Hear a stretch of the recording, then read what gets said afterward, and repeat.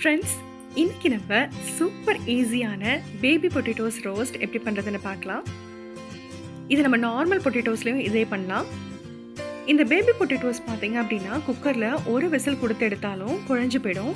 அதுக்கு நம்ம என்ன பண்ண போகிறோம் அப்படின்னா, இந்த மாதிரி அகலமான பாத்திரத்தில் தண்ணியில் மீடியம் ஃப்ளேமில் ஒரு 15லேருந்து 20 நிமிஷம் கொதிக்க வச்சு எடுத்துக்க போகிறோம். இந்த மாதிரி தக்காளிக்கு போடுற மாதிரி முன்ன பின்ன கிராஸ் மார்க்கில் நம்ம ஸ்லிட் போட்டு வேக வச்சு எடுத்தோம் அப்படின்னா ஆறுனதுக்கு அப்புறமேட்டு இதை உரிச்சு எடுக்கிறது ரொம்பவே ஈஸியாக இருக்கும். இப்போ இதுக்கு தேவையான இன்க்ரீடியன்ஸ் பார்த்துடலாம். பூண்டு வந்து ஒரு 4 பல் எடுத்திருக்கேன். ஒன்னொன்னையும் 2ஆக கட் பண்ணி அதுக்கப்புறமேட்டு தட்டி சேர்க்குறேன். ரொம்பவே வாசமாக இருக்கும். கருவேப்பிலை பார்த்தீங்க அப்படின்னா ஒரு 4லேருந்து 5 இலை எடுத்துக்கலாம். இப்போ நம்ம ப்ரிப்பரேஷனுக்கு ஒரு அகலமான ஃப்ரைங் பேன் எடுத்துடலாம். ஒரு 3 டீஸ்பூன் அளவுக்கு எண்ணெய் சேர்த்துருக்கேன். எண்ணெய் நல்லா சூடானதுக்கு அப்புறமேட்டு இந்த கருவேப்பிலையை போட்டுடலாம்.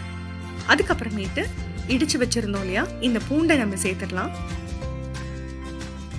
இது ஓரளவுக்கு நல்லா வதங்கட்டும்.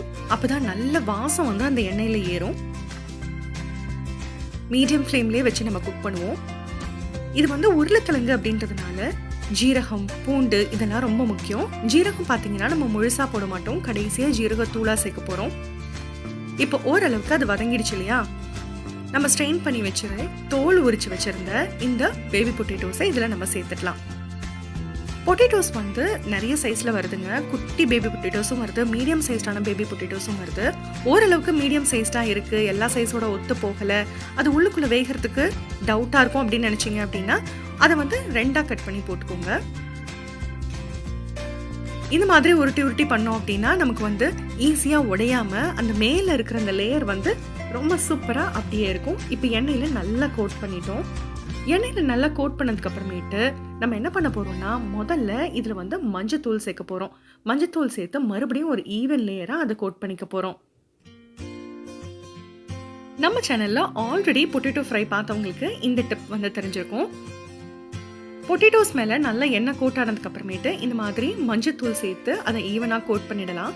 இந்த மாதிரி பண்றதுனால என்ன ஆகும்னா, நம்ம அடுத்து போட போற மசாலா இன்கிரீடியன்ஸ், ட்ரை மசாலா எதுவா இருந்தாலும் சரி, அது எல்லா பொட்டேட்டோஸ் மேலேயும் ஈவனா கோட் ஆகும்.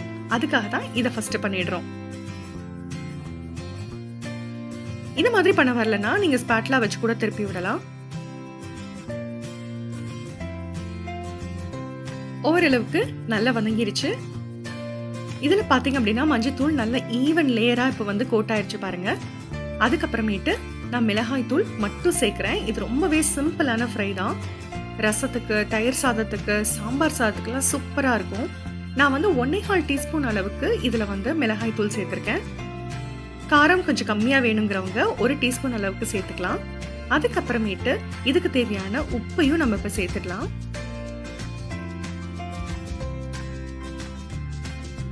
உப்பு பார்த்தீங்கன்னா 1 டீஸ்பூன் அளவுக்கு நான் சேர்த்திருக்கேன். ஒன்று வந்து 1/2 டீஸ்பூன், ஸோ 2 தடவை போட்டதுனால 1 டீஸ்பூன் அளவுக்கு உப்பு சேர்த்திருக்கேன். அதுக்கப்புறமேட்டு இப்போ இந்த எல்லா இன்கிரீடியன்ஸையும் நல்லா ஈவனாக கோட் பண்ணி விட்டு மீடியம் ஃப்ளேமில் வச்சு மூடி போட்டு நம்ம குக் பண்ண போகிறோம். ஆல்ரெடி நம்மளோட பொட்டேட்டோஸ் பார்த்தீங்க அப்படின்னா நல்லா வெந்துருச்சு. அதனால இப்போ நம்மளோட எய்ம் என்னன்னு பார்த்தீங்க அப்படின்னா, இந்த மசாலா நல்லா கோட் ஆகணும், அதே மாதிரி மேலே ஒரு கிறிஸ்பி டெக்ஸ்சர் வரணும். சூப்பராக இருக்கும். அவ்வளோதான். தேவைப்பட்டா இந்த மாதிரி நடுவுல ஒரு 1-2 டீஸ்பூன் எண்ணெய் சேர்த்துக்கலாம்.